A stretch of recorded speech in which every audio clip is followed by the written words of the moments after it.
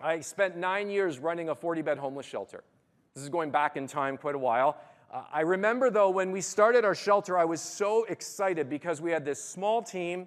We met for a couple-day retreat, and we identified our mission, vision, and values. And we all agreed.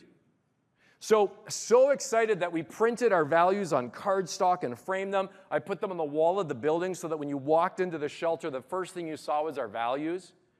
And it was great, but within no time, I started to get frustrated because we all agreed on the values, but we certainly didn't agree on how they were lived out.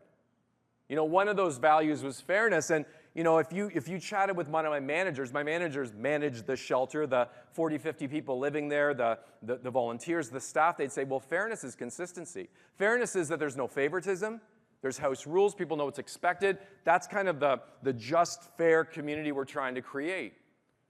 Made total sense until I walked one office down.